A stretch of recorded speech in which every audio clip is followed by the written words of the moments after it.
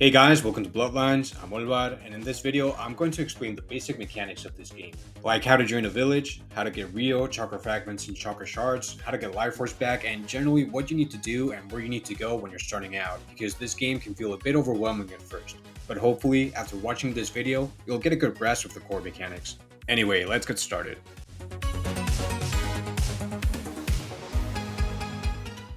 So if you're a new player, something you need to understand is that Bloodlines is a permadeath game. This means that wiping or having to start over after dying is part of the experience and should be expected, especially when you're starting out. Don't be discouraged by this, I'm here to help you out, and once you learn the basics of how to play, it becomes increasingly easy to avoid intentionally wiping. Also, as permadeath games go, this one is pretty forgiving due to the game's mechanics. For example, this green circle in the middle represents your life force. When you die, you will only lose a fraction of it, meaning you have multiple lives. But as you'll see later in the video, there's ways to get your life force back, so as long as you don't get killed too many times too quickly, you can play on the same character as long as you want. It's a faction-based game, so even if you start the game on your own, if you join a village, you'll always have allied players to help you out against other groups of players. There's also different systems in place to protect new players while they're getting the hang of the game. Not only do they lose a smaller amount of life force when they die for the first few hours of their playthrough, but there's a chance that an NPC called Archromo will teleport you to safety when you're about to die to an NPC or a player that's attacking you. Also, other players can easily tell which players are new by this sapling icon on top of their head. Now, this might seem counterintuitive, but there's a good reason for this. While killing new players is possible, it comes with heavy penalties, and doesn't help with your progression in any way. In fact, it seriously impacts your standing in your village, so most sane players will avoid killing you when you're starting out.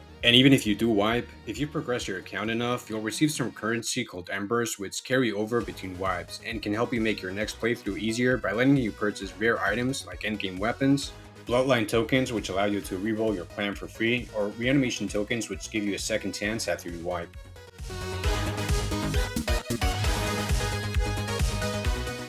When you first start the game, you'll spawn in one of two places: Sorythia Village, which is in this forest area, or Durana Village, which is in the desert.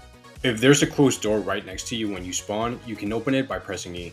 Regardless of where you spawn, your first objective will be to unlock the nearest chakra point to you. You can do this by pressing E while you're next to it. There's a lot of these spread around the map, and once you've unlocked two or more, you'll be able to travel freely between them. Pressing E again opens up the game's menu. While you're in this menu, you can't be attacked by other players, so if you want to AFK, I suggest you do that here. You can easily progress in either of these villages, but if you spawn in Durana and you're a new player, I recommend you head to Sorythia as soon as possible. This is because there's a lot of fruits nearby which you can sell to NPCs for Rio. It's not the fastest method of making money in this game, but it is the safest for a new player. And it's also close to some important quests that you can do early on, so you're going to head to this place at some point during your playthrough anyway. So if you spawn in Durana, you want to follow this path to get to Sorythia. You'll be unlocking some chakra points along the way, which you can then freely travel between, so it's not wasted time, it just changes progression early on a bit. If you spawned in Sorythia, you're going to want to head to Durana and unlock these chakra points too, so just retrace these steps when you feel like it.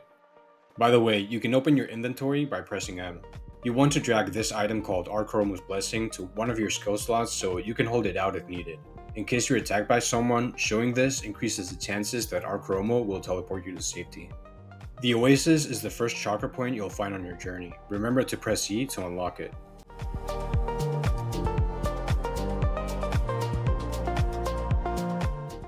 When you get to this place, make sure you head up these stairs to get to the passageway chakra point. Then you want to drop back down and go through these other stairs. Head towards the river and take a left. You'll gain the ability to walk on water soon, but for now just double tap W to swim faster and follow this path.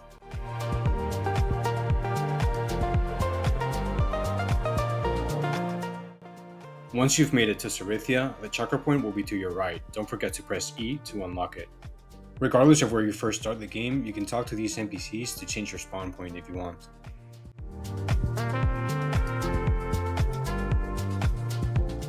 Once you get to Sorythia Village, your objective will be to get Rio, which is the main currency of this game. Among other things, you'll need it to unlock skills. You can check which skills you want to unlock by sitting next to a chakra point and opening the skills tab. The first skill you can unlock is also the most important one for combat, Substitution. You can look at the bottom right corner of the screen to check the requirements to unlock it. This skill allows you to press Q while you're stunned by an attack, to swap places with a log and reverse the damage you've taken. I don't recommend fighting NPCs before you've unlocked the skill. If you're inexperienced, you'll take unnecessary damage or accidentally get killed. The safest way to get Rio at this point is to collect fruits which spawn on top of these trees. All you have to do is click on them while you're close by to pick them up. I recommend you press F to block while you do this so you don't accidentally start a fight with someone else. Once you have a handful of fruits, you should head to a fruit merchant NPC like this one. You can sell fruits in bulk by pressing the first dialogue option. You can find these fruit merchants in all of the villages and also some towns like Fort Mellow. So if this area is too packed with hostile players, you might want to do a bit of exploring and try selling your fruits somewhere else. By the way, I'm making a video showing all the Chakra Point locations, so if you have trouble finding anything, make sure you check that out. Something that will help you get Rio faster is doing missions. You can pick them up from these mission boards, but you will need to join a village first. To join a village, you need to be in the neutral faction and have 0 sin, which shouldn't be a problem for you if you're just starting out. If you meet those requirements, all you need to do is talk to the sensei NPC of the village you want to join. You can find each one in these big buildings that have the corresponding village symbol. It doesn't matter which one you join for now, just join the one your friends are in, or the one you think looks better. You can change your faction later on. Once you've joined a village, you'll be able to pick up missions from your own village's mission board. These vary wildly in difficulty. If you're an experienced player or you're playing with friends, you can honestly do up to A rank missions immediately after getting substitution. If you're new to the game and a solo player, however, I suggest you stick with D rank missions for now.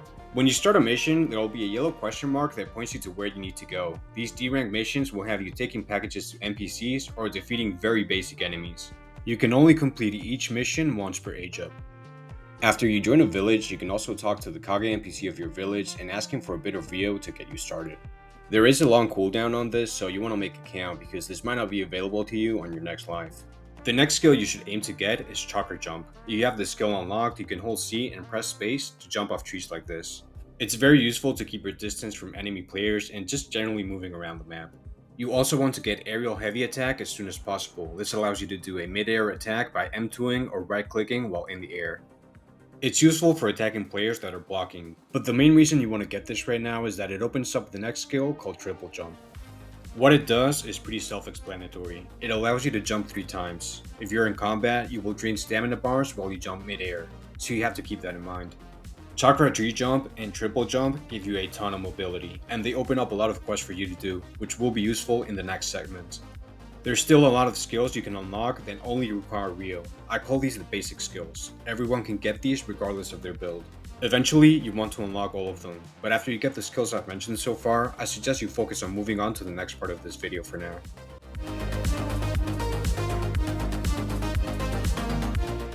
The next thing I recommend you do is that you head to training grounds. It's very close to Sorythia. All you need to do is follow this path. You want to cross this river and go into this tunnel. There's some stairs here I recommend you take just so you avoid the fall damage. But jumping down is always an option. You might notice some Chakra Point looking objects along the way. They're called corrupted points, and you can't unlock them for travel or to access the menu, so just ignore them for now. You want to head to the training grounds Chakra Point. Make sure you unlock it by pressing E. You'll notice that there's some logs right next to it. If you hit these logs enough times, you'll spawn a very simple NPC that you're going to want to fight at least once during your playthrough. Since you have substitution, hopefully this doesn't cause you too much trouble. You just have to left click to attack it. Once you defeat it, it will drop a piece of armor which you should pick up. You can sell these at any of the villages or towns by talking to these merchants NPCs. It's a decent way to make Rio in this game, but you actually want to keep the first one you get because you're going to need it for a quest, as you'll see. While you're doing this, there's a small chance you spawn an enemy with a greatsword. They're slightly more difficult, and the reward you get for killing them doesn't count for the quest we're going to do. If there's too many enemy players here, you should know that this isn't the only area that has logs. You can find some more in this other part of training grounds, and there's also logs near this area in Sorythia, and also between the Expanse and Fort Mellow. Anyway, once you defeated and picked up the broken armor piece, you want to head towards this other tunnel and follow this path.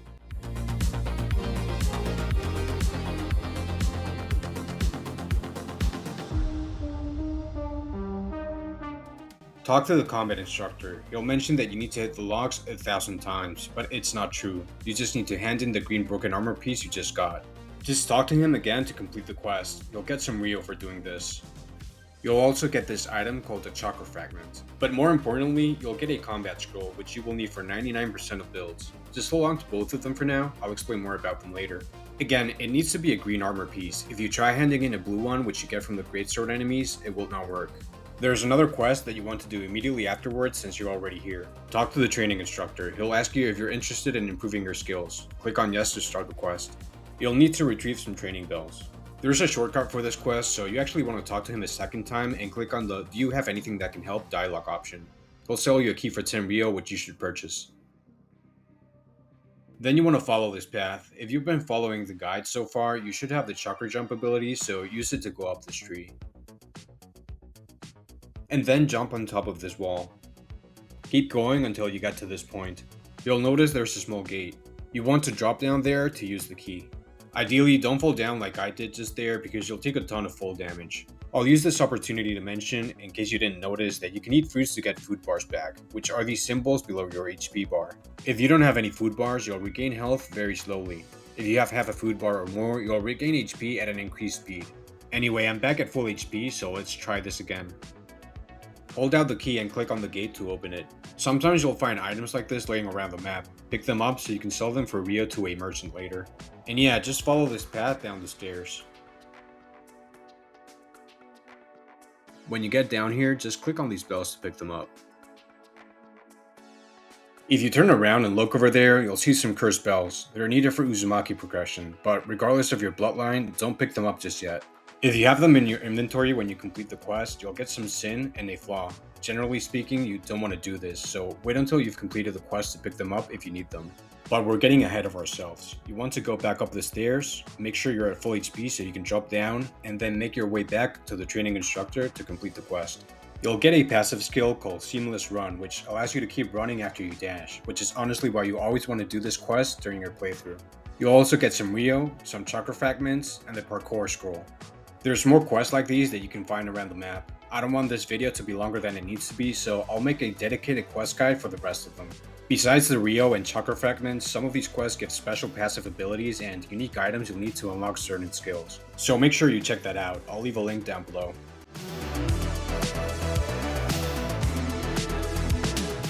From here on out, your main objective will be to get Chakra Shards. These allow you to unlock skill paths which contain specialized abilities, like using fire moves, sensing where other players are in the map, specialized taijutsu techniques, healing other players, and much more. You can have a maximum of 4 different skill paths, unless you're part of the Otsutsuki bloodline, in which case you'll be able to unlock a total of 5. In the previous segments, we obtained a combat scroll. This item is a requirement to unlock one of the combat skill paths. It's these right here. Choose wisely because unlike the normal skill paths, choosing one combat skill path locks you out of the rest. We also got a stamina scroll. This item is a requirement for the improved stamina skill path.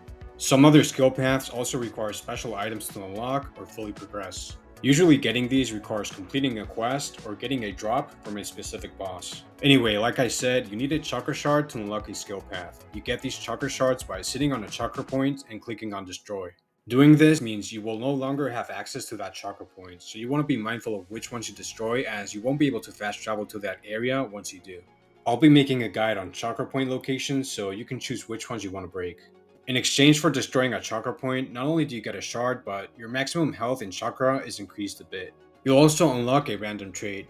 Traits are passive buffs for your character. Some of them are pretty small, but others are build defining. You can get a Chakra Shard once per age up. If you try breaking Chakra points too quickly, it simply won't let you. Here's how aging up works in this game. You start at age 15. From age 15 until 20, you age up once every 30 minutes. From age 21 to 40, you age up every 45 minutes, and from then on, you age up once every hour. Keep in mind, you lose Archromo's Blessing when you reach age 18 and destroy 2 Chakra points. So you have to choose if you want to get as many Chakra Shards as you can before you reach age 18, or if you want to delay breaking your second Chakra point to keep Archromo's Blessing for a bit longer. To destroy a Chakra point, you need to have 2 things, a Chakra Fragment and a 100 Rio. You can get Chakra Fragments in various ways. By doing higher rank missions from the mission board, by completing quests similar to the ones we've already done, or by randomly getting them as rewards for completing global events, which are events that spawn randomly around the map and involve killing a group of NPCs or a boss. Besides Chakra Shards, you're going to need Chakra Fragments to unlock skills, and you're going to need a lot of them, so I suggest you focus on doing all the missions and repeatable quests you can. Then if you have time until the next stage up, try to do one-time quests, especially if you need a quest reward to progress through the skill path. And only do global events if you happen to stumble upon them. We've already covered the more simple and low risk ways of getting Rio, but if you want to get Rio quickly at this point in the game, you should try breaking corrupted points.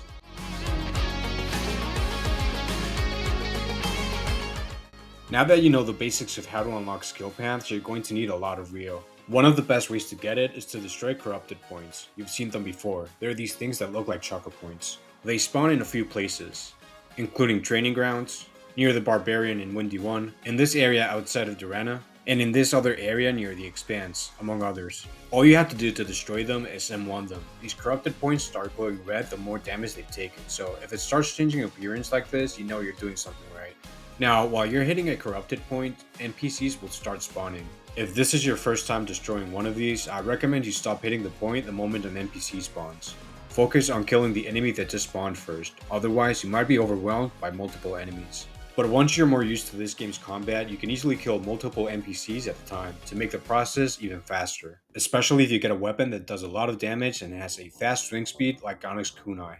Or you have armor that can increase your health points. More about this later in the video. You do have to keep in mind that besides these basic NPCs, there's also a chance that you'll spawn a random boss, which are obviously a bit more difficult to kill. Depending on how progressed you are, you might just be better off running away if this happens. So to get Rio, you want to collect these broken armor pieces that some of these NPCs drop. You can sell these in bulk later to a merchant. Depending on how many NPCs spawned after destroying a corrupted point, you might be able to make quite a bit of Rio. After you break a corrupted point, there will be a random pool of objects in its place. Usually it's just these gems, which you can use to unlock elemental skill paths, but they also sell for a bit of Rio, so if you don't need them, just sell them in bulk to a merchant. You can also find other stuff like ring schematics, eyes which you can implant, rings, extraction spoons, and even glowing fruits like life out fruits. If you see someone else breaking a corrupted point, especially if they're not from your own faction, you might want to give them some space. A lot of players will see you getting close to them while they're destroying corrupted points as an attempt to steal their loot. And while you're doing this, other players will likely attack you so they can steal whatever drops from the corrupted point, so you have to be a bit mindful of your surroundings. Now, since this is one of the faster ways of getting Rio, you might have some competition, and you might be struggling to find corrupted points since everyone else is also going to be trying to destroy them. One of the things you can do in this situation is head to the mission board in your village and look for the corrupted point mission. Head to the yellow marker and a corrupted point will spawn the moment you get there. You can only take this mission once per age up though, so try doing other missions and quests while you wait for corrupted points to spawn. You want as little downtime as possible.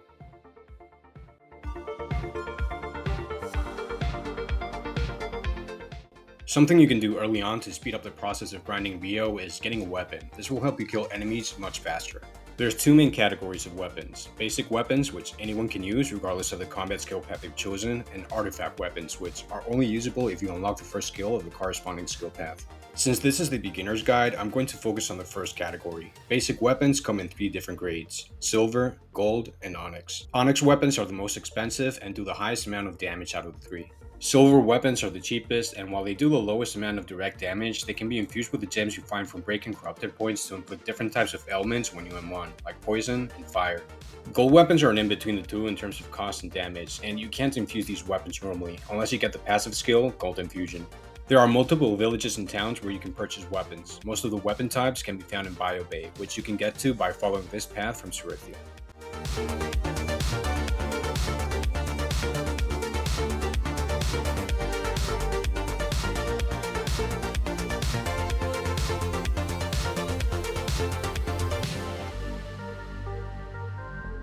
You can find all 3 types of basic sword weapons right here. If you want to purchase basic kunai, you'll need to open this hidden door by pressing E. You can find silver and gold greatswords by going down this ramp. Notice that there's no onyx greatsword. You can find this weapon near this tree in Rosemary Pit. Unlike other onyx weapons, you need the first skill in the corresponding greatsword skill path to purchase it. To find Asumai weapons, you'll need to head to the Rain Village. You can get to this village very easily from Bio Bay by following this path.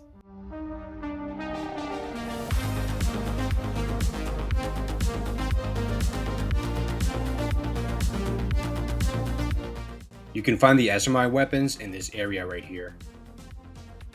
And you can find all 3 grades of basic spear weapons in this tunnel and training grounds, which if you've been following the guide so far, you've already been to. Something important to note is that you lose your purchased weapons when you die. That is, unless you soulbind them, which I highly recommend you do as soon as possible. You can soulbind the weapon you're currently using by heading to training grounds and talking to the swordsman NPC with a chakra fragment in your inventory. Just choose the first dialogue option twice. If you can see this chakra link connecting the weapon, it means you've done it correctly.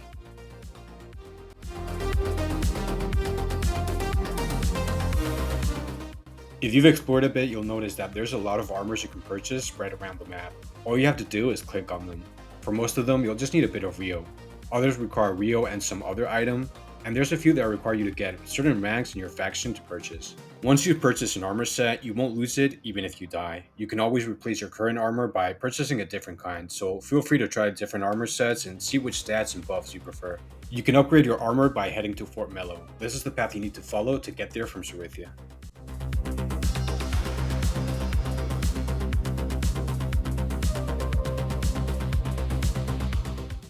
Make sure you unlock the expands while you're at it.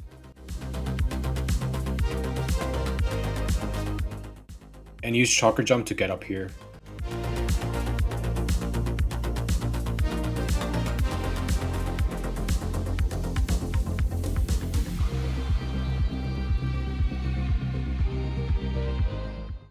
Once you get there, you'll need to talk to the Redsmith. To upgrade your armor, you'll need 300 Rio and a Redsmith mold. You can get this item by killing the Barbarian. You can find this boss near Windy 1 or sometimes as part of a mission from your faction's mission board.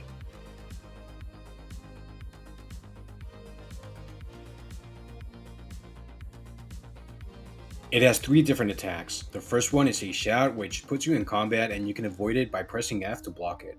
The second one is a jump attack, which you can just dash away from if you have Flicker Step. Or if you don't, you can jump right before he lands so he doesn't hit you. The third attack is a punch. You can block while he pulls back his arm to perfect block it. If you perfect block him quickly 3 times, he'll get stunned for a bit. Use this opportunity to unone him. Do this 1 to 4 times depending on the swing speed of your weapon before he gets back up. Then you want to repeat this until he's knocked. Press B to grip him and he'll drop a Redsmith mold. Make sure you pick it up.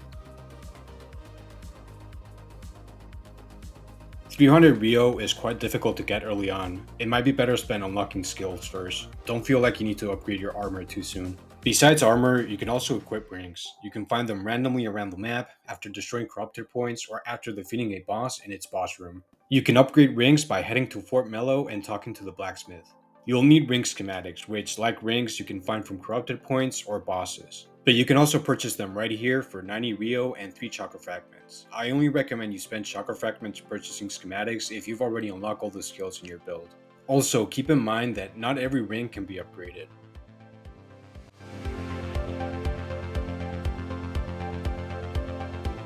Like I already mentioned at the start of the video, there's a few ways to restore your life force. Let's start with global events. Not only can you get chakra fragments by completing these events that happen randomly around the map, but there's also a chance that you will get some life force back when you're doing them. Some of the enemies you have to fight are pretty similar to those of the high rank missions you can find on your village's mission board. The difference is that these events start on their own and multiple people can participate to get the rewards. So if you can, you definitely want to do these in a group. Not because they're difficult to solo or anything, but just because it will be less likely that you will get jumped while doing them. The other main way of getting life force back is by eating glowing fruits. These have a chance of spawning in trees, so it's always a good idea to check them while you're moving around to see if you can find one. Keep in mind that once a fruit spawns in a tree, it won't despawn from that tree until you pick it up. So there's no point in checking the same tree twice unless you or someone else picked up whatever fruits were there before. There's 3 types of glowing fruits. The most common of them all is the life up fruit, which, like the name implies, will restore the same amount of life force you would have lost if you died as a non-freshie and non-reanimated player. A bit more difficult to find is the Fruit of Forgetfulness, which only restores a small amount of life force, comparable to getting life force back from 1 or 2 global events. Its main purpose is really just resetting jutsu proficiency. More about this later in the video. The most rare of them all is this purple glowing fruit called a chakra fruit. It will restore a big chunk of your life force, but its main purpose is really being part of clan progression for the Otsutsuki bloodline, as you'll see in a future video. When you eat one, you will also increase your maximum amount of chakra a small amount. You can also find these glowing fruits while doing corrupted points, or by defeating bosses in their respective boss rooms. Something extremely useful for getting life force back is having a friend or an alt account with the improved stomach skill path unlocked. The doubled harvest passive skill allows you to pick up twice as many fruits. This includes life up fruits, so if you or a friend have this, you're going to be able to get life force back much more easily. This skill path also gives the fruit summoning skill, which, like the name implies, allows you to summon fruits. Not only can you get fruits extremely quickly to sell for Rio with this, but there's also a small chance of spawning life up fruits with it. So if you're patient, and you find a remote location to spam this skill in, it's likely that you will never unintentionally wipe again.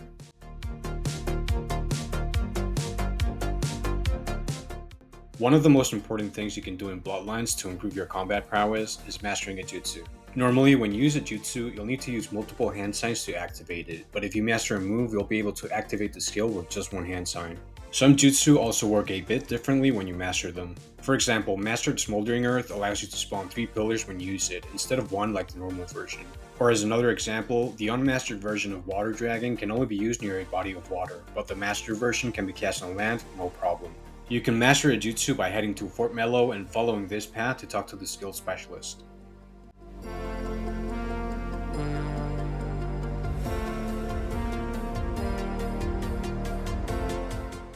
You can also just wall jump to get up here. He will let you master your most used skill in exchange for some acumen. If you haven't used a jutsu enough times, he'll say that your jutsu proficiency needs more training.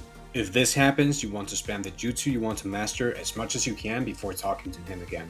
You're going to need to spam the same jutsu a lot of times, so I recommend you use the move as much as possible while you're doing corrupted points or just exploring the map. Moves like Water Dragon that only work on water can be mastered by spamming them on land. Even if the move doesn't actually work, it still counts as having been used. And yeah, once you've used the jutsu enough times, you just have to talk to him to master the move. Once you've mastered a move, you just need to M2 or right click to use the mastered version. You can still use the unmastered version by M1ing or left clicking. If you want to master a different jutsu, all you have to do is talk to the skill specialist again, and he'll master the skill you've used the most. For example, if you've used Lightning Ripple 1,000 times and you want to master Lightning Strike instead, you'll need to use Lightning Strike 1,001 times. Obviously, this can be very time consuming, so what you want to do instead is eat a Fruit of Forgetfulness to reset your jutsu proficiency, which is the total amount of times you've used each skill. This won't remove your previous mastered skill, it just sets your skill usage counter to 0. That way, you'll just need to use Lightning Strike the minimum amount of times needed.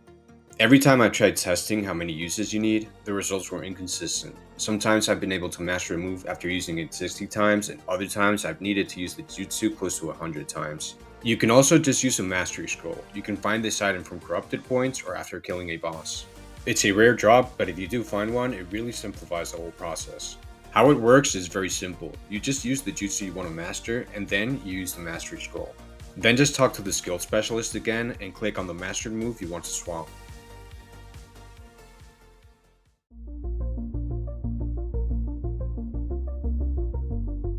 If you've been killing other players with Archromo's Blessing, killing players from villages you're not at war with, trying to steal the eyes of other players, or just stealing items in general, you might start to rack up some sin.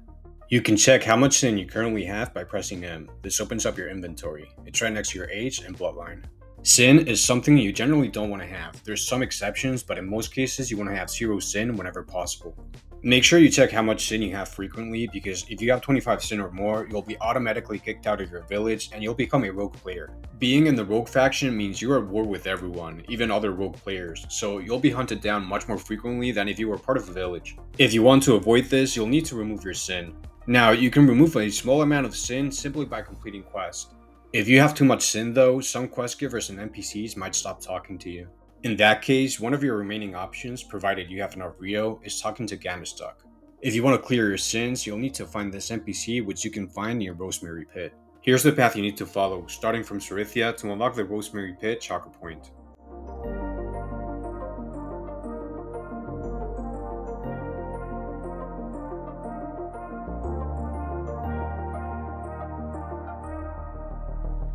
From here, just follow this path. Once you're there, you just need to talk to the frog statue and click on the second option. I like to remove my sins. It's quite expensive to remove your sin this way, so this should always be your last resort. Also, if you want to stop being rogue, once you have 0 sin, all you need to do is talk to Gammastock again, and choose the option to redeem yourself. You'll go back to being neutral. Keep in mind, you might not be able to join a village immediately afterwards. You'll need to stay in the neutral faction for a bit.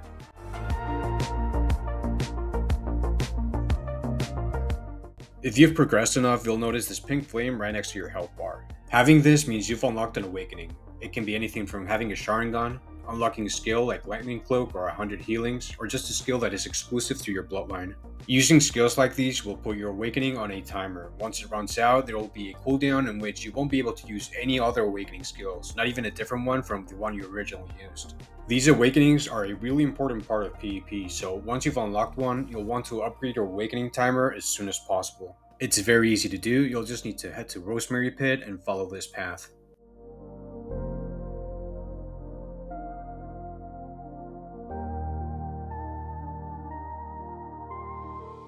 Then you want to talk to the summoner. He'll upgrade your awakening in exchange for some acumen. Acumen is this currency that looks like red wheel. You can get this by killing NPC enemies or bosses that you can find while doing missions, global events, corrupted points, or boss rooms. You can improve your awakening multiple times, so make sure you come back to this NPC whenever you can.